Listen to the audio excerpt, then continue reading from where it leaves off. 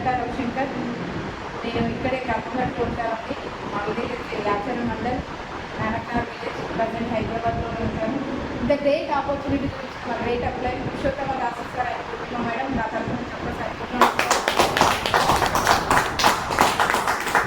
So అదేవిధంగా మా parents కూడా ధన్యవాదాలు తెలుపుతున్నాను. ఇంజనీరింగ్ గురువులకు కూడా ధన్యవాదాలు. సో రియల్గా అద్భుతమైన ఒక 2 years బ్యాక్ నేను ఒక నార్మల్ హోమ్ మేకర్ అండి. అంటే ఇంట్లోనే పిల్లల్ని చూసుకుంటూ హస్బెండ్ని జాబ్ పంపించి ఇంట్లో వర్క్ చేసుకుంటూ ఉండేది వ్యక్తిని. కానీ 2 years తర్వాత ఇప్పుడు మా లైఫ్ ఎలా చేంజ్ అయిందంటే టోటల్ చేంజ్ అయిపోయింది. ఇన్వెస్ట్మెంట్గా మీ ముందు నిలబడుతుంది. దేనివల్ల అంటే దాని వెస్టేజ్ అండ్ కాంబినేషన్. ఒక్కసారి వెస్టేజ్కి నిజంగా రూపాయి పెట్టుబడి పెట్టకుండా చాలామంది సక్సెస్ఫుల్గా ముందుకు వెళ్ళాలి అనే ఒక సబ్జెక్ట్లో స్టార్ట్ చేసిన వ్యక్తి గౌతమ్ బాలిస్తా. నిజంగా చాలా కూడా ధన్యవాదాలు తెలుపుతున్నాను. మారుమూల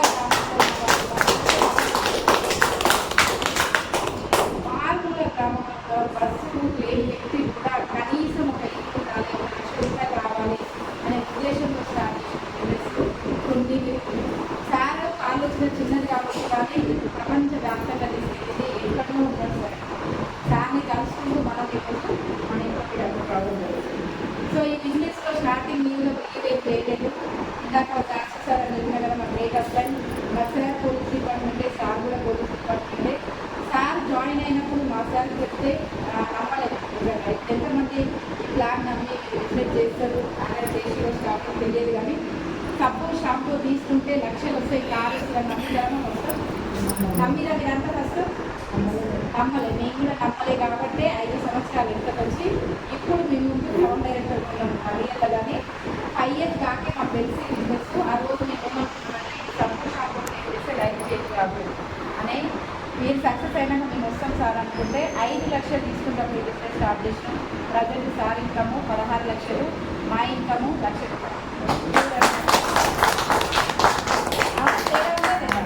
సో అప్పుడు బిలీవ్ చేసి ఈ బిజినెస్ టేకప్ చేసుకుని 6 monthsలో 6 నెలల్లో గట్టిగా కష్టపడటం. పార్ట్ టైంలో చేసుకుంటూ వైఫ్ అండ్ హస్బెండ్ పార్ట్ టైంలో చేసినా కానీ 6 monthsలో వండర్ఫుల్ కార్ తీసుకుని 12 లక్షల వరకు మా 14th anniversary. ఇక్కడ ఉన్న లేడీస్ ఎంతమంది ఇవ్వాలనుకుంటున్నారు? లేదంటే ఇక్కడ ఉన్న జెంట్స్ అందరూ మీ వైఫ్కి ఎంతమంది ఇవ్వాలనుకుంటున్నారు? సూపర్. ఒక్కసారి బిగ్ రౌండ్ ఆఫ్ కమిట్మెంట్. ఇదే కమిట్మెంట్ మీరు ఖచ్చితంగా 1 year నిలబడ్డారనుకోండి. మీరు ఏదైతే కార్ గిఫ్ట్ ఇవ్వాలనుకుంటారో 100% నెక్స్ట్ దసరా పండుగ వరకు ఖచ్చితంగా ఇస్తారు. అది గ్యారెంటీ. సో నెక్స్ట్ 1 yearలో ఇక్కడ టౌన్ డైరెక్టర్ అయ్యి ఇక్కడ నుంచి 1 lakh ఇన్కమ్ తీసుకుంటూ మీ ముందు నిలబడ్డాలి. అదేవిధంగా మేడం ఇందాక హౌస్ ఫండ్ అని చెప్పింది కదా, హౌస్ ఫండ్ కూడా వచ్చి నెక్స్ట్ 1 yearలో మంచి విల్లా కడుతున్నాం. ఆ విల్లాకు మన అందరము మనందరి సందర్భంలో చేసుకుంటే సూపర్ ఉంటుంది. ఖచ్చితంగా నెక్స్ట్ 1 yearలో అలా ఎప్పుడు కానిస్తుంది. ఇక్కడ నేనే తీసుకోవడం కాదు. ఇక్కడ నా ఉద్దేశం ఏంటంటే ఇక్కడ మనం ఎందుకు కలుస్తున్నామంటే నేను సక్సెస్ కావడం కాదు, నాతో పాటు ప్రతి ఒక్కరిని సక్సెస్ చేయాలని ఒక ఉద్దేశంతో దృఢ సంకల్పంతో పెద్ద డ్రీమ్ పెట్టుకొని వర్క్ చేస్తుంది. అలాంటి హౌస్ వైఫ్స్ కూడా బయటికి తీసుకురాం. వాళ్ళకు కూడా చాలా డ్రీమ్స్.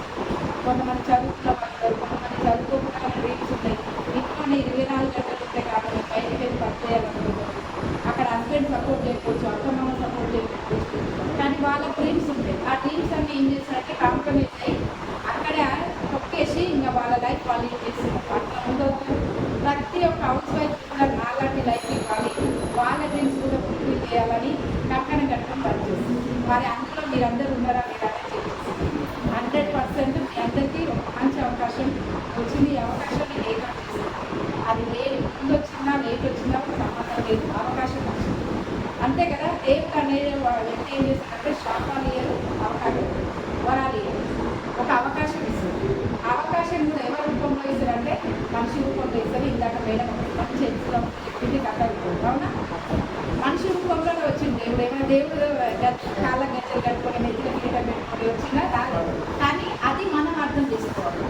ఒక ఆపర్చునిటీ మన దగ్గరికి వచ్చిందంటే మనం ఎట్లా టేకప్ చేస్తున్నాం, ఏంటి అది. ఇప్పుడు వెస్టేజ్ కంపెనీ మీ దగ్గరికి వచ్చింది అంటే అది రైట్ కంపెనీ, రైట్ ప్రోడక్టా, వచ్చిన వ్యక్తి ఎవరు, మీ దగ్గరికి తెలిసిన వ్యక్తి వస్తారా, నన్ను పర్సన్ చెల్లో ఎదురింటోళ్ళో లేదా పక్కింటోళ్ళో ఎవరో ఒక రూపంలో వస్తుంది. ఇది మనకు తెలిసిన వ్యక్తి అసలు ఏంటి ఈ కంపెనీ, ఇది ఎప్పుడు స్టార్ట్ అయింది, ప్రోడక్ట్ ఏంటి, ఆర్గానిక్ ఏనా, మరి ఇంత చెప్తుంది, సర్టిఫికేట్స్ ఎప్పటి నుంచి ఉంది ఇది కంపెనీలో, గవర్నమెంట్ ఇలాంటిగా. నేను ఎందుకంటే ఇప్పుడు వచ్చిన సిచ్యువేషన్లో ఒక కంపెనీ రైట్ కంపెనీ వస్తుందంటే దాని వెనకాల 10 కంపెనీస్. ఆ 10 కంపెనీలు చూసి మనం ఏం చేస్తున్నామంటే రైట్ కంపెనీని పక్కన పెట్టాం. కానీ ఒక్కటే గుర్తుపెట్టుకోండి, బయట మనం ఇక్కడ కట్టించేదే పెట్టించేది. ఎస్ సార్, ఎవరికైనా డబ్బులు పెట్టించినా, ఇక్కడికి అమ్మని ఎవరికైనా డబ్బులు ఇచ్చినా, ఇక్కడ ఉన్న కొత్త వ్యక్తి వచ్చి డబ్బులు ఇచ్చినా ఇయ్యలే కదా.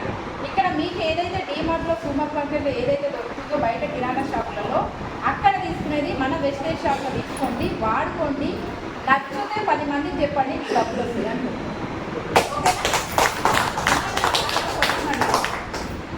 సార్ ఒక క్వశ్చన్ అడిగారు, ఇది 10% ఎప్పుడు వస్తాయి అవునా?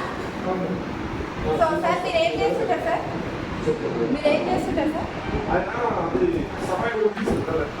రైతు బజార్లో. ఓకే, మీకు నెలకు ఎంత వస్తుంది సార్ జీతం? ఇప్పుడు మీరు చేసే జాబ్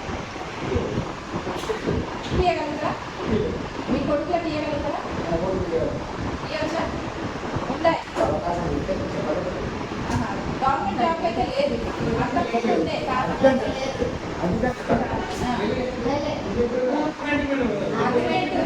లేదు కదా. ఇక్కడ ఏమంటుందంటే వేరే 10% ఇస్తారు మనకు అమౌంట్ 3,000 4,000 అన్నది కదా. ఈ మధ్య మనకి ఏదైతే కిరాణా షాప్లో ఇక్కడ అంటే కస్టమర్ ఇక్కడ నుంచి factory, kirana shop, wholesaler, distributor, CF agent, carry ఇక్కడ నుంచి ఇక్కడ రావడానికి వీళ్ళంతా చేంజ్ మార్చుకుంటూ రావాలి అవునా? మధ్యలో యాడ్స్ ఉంటాయి, అడ్వర్టైజ్మెంట్ ఉంటుంది, వీళ్ళకు 20% ఉంటుంది. సో వీళ్ళ చేంజ్ మార్చుకుంటూ వస్తే ఓకే, ఇది వాళ్ళు షాప్ పెట్టారు, వాళ్ళు ఇంకో కష్టం ఉంది, వాళ్ళు తీసుకున్న కష్టం. ఇక్కడ వచ్చిందంటే ఏంటంటే అడ్వర్టైజ్మెంట్ అవునా? వీళ్ళు 20% తీసుకుంటారు. ఏం పని లేదు కానీ తీసుకొచ్చి అడ్వర్టైజ్మెంట్ చేసి 20% తీసుకుంటారు.